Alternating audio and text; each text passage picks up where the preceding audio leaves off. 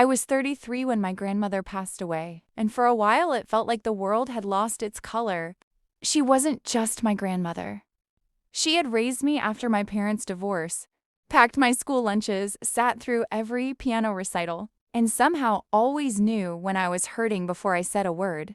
When she died, she left me her old House a Quiet two-story home on the edge of town that had been in our family for nearly 70 years. The house was filled with memories, but it was also falling apart. A month after the funeral, I decided to renovate it. Part of me wanted to preserve Grandma's legacy. Another part wanted a fresh start after the hardest year of my life. I hired a local renovation company with excellent reviews. The foreman, a man named Rick, seemed professional and trustworthy. The crew started work the following Monday. For the first few days, everything went smoothly. Then, exactly 1 week later, I got a phone call that changed everything. "Ma'am," Rick said, his voice unusually tense. "I think you need to come to the house right now." My stomach tightened. Is something wrong? There was a long silence on the other end. Then he said something that made my blood run cold.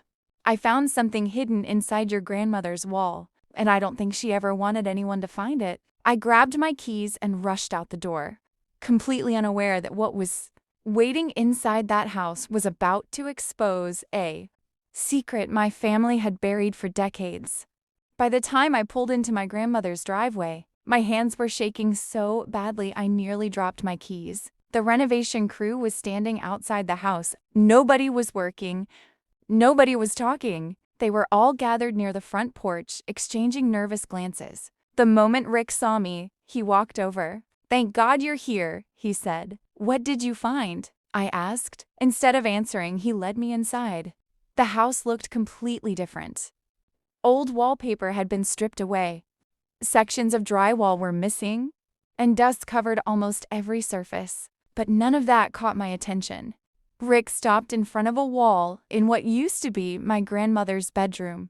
"There," he said quietly. A large section of drywall had been removed. Behind it was a narrow cavity between the wooden studs, and inside that cavity sat an old metal box. It looked ancient. My heart pounded as I stepped closer. "Was it locked?" I asked. Rick nodded. "It was. We had to cut it open after part of the wall collapsed around it. For some reason, that bothered me. Grandma had always been private, but she wasn't secretive. At least that's what I thought." Rick handed me the box. The metal felt cold in my hands. Inside were dozens of yellowed envelopes tied together with faded blue ribbon, several black and white photographs, and a leather journal. The moment I opened the journal, I recognized my grandmother's handwriting. My chest tightened. The first page was dated 42 years earlier. Then I saw a name I knew very well. My Uncle Daniel, Grandma's oldest son. The same uncle who hadn't attended her funeral. The same uncle who suddenly started calling me every week after learning she had left the house to me. A strange feeling settled in my stomach. I turned the page. The more I read, the paler my face became. The journal described arguments, threats, missing money, and something Grandma repeatedly called Daniel's betrayal. "Dear God," I whispered. "What is it?" Rick asked. I couldn't answer because the next photograph had just slipped from the box. It showed my grandmother standing beside a man I had never seen before. On the back, written in her handwriting, were 7 words. "Daniel must never learn the truth." At that moment, I realized my grandmother had been hiding something far bigger than old family drama. And somehow, even years later, Uncle Daniel was still connected to it. That night, I took the journal home and stayed up reading until nearly 3 in the morning. With every page, the story became darker. According to my grandmother, the man in the photograph was named Thomas Reed. He had been a close family friend decades ago, but the journal hinted that he was much more than that. There were pages filled with guilt, fear, and references to a secret that could destroy Daniel's life forever. I barely slept. The next morning, I received a call from Uncle Daniel. The timing felt too strange to be a coincidence. "Hey," he said casually, "how's the renovation going?" My grip tightened around the phone. Finn. There was a pause. Find anything interesting in the house? The question sent chills down my spine. I decided not to mention the journal. No, I replied. Another long silence followed. Then he said something that made my heart race. If you come across any old papers or boxes, throw them away. Most of that junk isn't worth keeping. Junk. That was how he described the items Grandma had hidden inside her wall. The moment the call ended, I knew he was worried about something. A few hours later, I returned to the journal and discovered a folded legal document tucked between 2 pages. My hands trembled as I unfolded it. It was a notarized statement signed by my grandmother. The document claimed that Daniel had secretly taken money from a family trust many years ago and forced Thomas Reed to take the blame. I stared at the page in disbelief. If this was true, my uncle had built his entire reputation on a lie. But the biggest shock came at the very bottom of the document. There was a handwritten note from Grandma. If anything happens to me, give this to the authorities.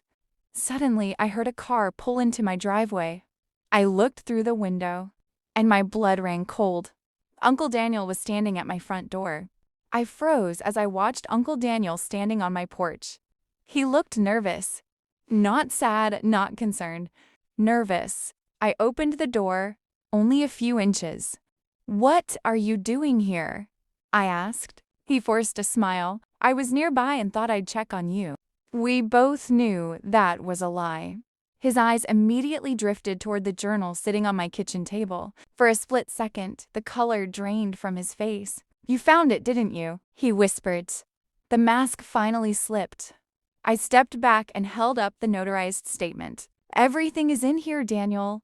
The money, Thomas Reed, the lies." He sank into a chair and covered his face with his hands. For years, he had allowed an innocent man to carry the blame for stealing from the family trust, while Thomas lost his reputation and eventually moved away in disgrace. Daniel kept the money and built a successful business. "I never thought she'd keep records," he admitted quietly. But Grandma had kept records. Every single one. The following week, I handed the journal, photographs, and legal documents to an attorney.